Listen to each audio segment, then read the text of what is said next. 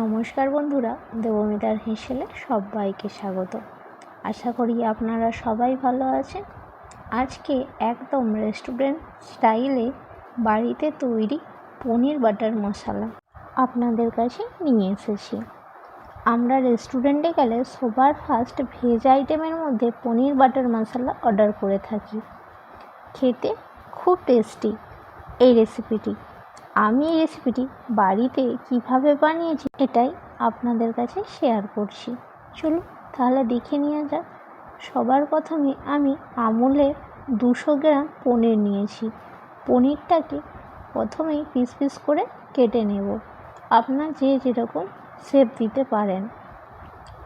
কাটা হয়ে গেছে। এবার বাটিতে কিছুটা গরম জল নিলাম আর 1 চামচ লবণ দিয়ে পনিরগুলোকে ভিজিয়ে রাখবো, যাতে পনিরের মধ্যে লবণটা খুব ভালো মতো ঢোকে আর পনিরটা খুব সফট হয়ে যায়।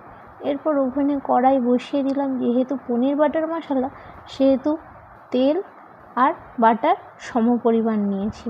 তেল নিয়েছি হাফ বাটির মতো আর 25 গ্রামের মতো বাটার নিয়েছি। দিয়ে বাটারটা গলে গেলে একটা বড় সাইজের পেঁয়াজ কুচো কুচো করে নিয়েছি, সেটা দিয়ে দেব। দিয়ে 7-8টা রসুন আর 3-4 টুকরো আদা দিয়ে পেঁয়াজ, রসুন ও আদা সব শুদ্ধকে হালকা লাল লাল করে ভেজে নেব। এরপর এর মধ্যে দেব 8 থেকে 9টা কাজু বাদাম। ওটাকেও একটু নাড়াচাড়া করে গোটা ধনে হাফ চামচ, গোটা জিরে হাফ চামচ দিয়ে বড় সাইজের টমেটো 2টো কেটে রেখেছিলাম, সেটা দিয়ে দিলাম। দিয়ে সব শুদ্ধকে ভালো করে ভেজে নেব। আর এই রান্নাটা আজকে মিডিয়াম টু লোই করব। এটা কখনোই হাই ফ্লেমে করতে যাবেন না, তাহলে কোনো কিছুই ভাজা হবে না, পুড়ে যাবে। এরপর ঝালের জন্য 2টো কাঁচা লঙ্কা দিয়েছি। আপনারা এখানে শুকনো লঙ্কাও ইউজ করতে পারেন।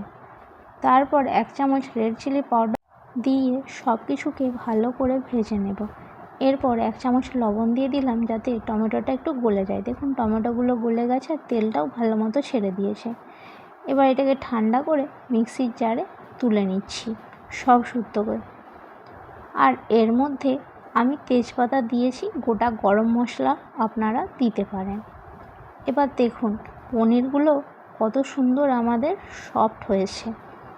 এবার যে তেলটা ছেড়েছিল সেই তেলের মধ্যে 1 চামচ হলুদ দিয়ে একটু নাড়াচাড়া করে নেব। এরপর মিক্সির জারে যে মশলাটা পেস্ট করে রেখেছিলাম সেটা দিয়ে দেব। মশলাটা তো আমাদের আগে থেকেই পুরোপুরি রেডি হয়েছিল, তাই গ্রেভি হতে বেশি টাইম লাগবে না। আর এটাকে অনবরত নাড়াতে থাকবো, কারণ কাজু বাদাম রয়েছে, লেগে যাওয়ার ভয় থাকে তাই। এরপর মিক্সি ধোয়া জল দিয়ে দিলাম, দিয়ে হাফ চামচ চিনি দিলাম। যেহেতু এখানে টমেটোর ভাগটা বেশি, সেই জন্য ব্যালেন্স করার জন্য আমি অল্প চিনি দিলাম। এইবার অল্প পরিমাণে লবণ দিয়ে ভেজানো পনিরগুলো ওপর থেকে দিয়ে দেব। দিয়ে হালকা একটু ফুটিয়ে নিয়ে ওপর থেকে গরম মশলা ছড়িয়ে দেব।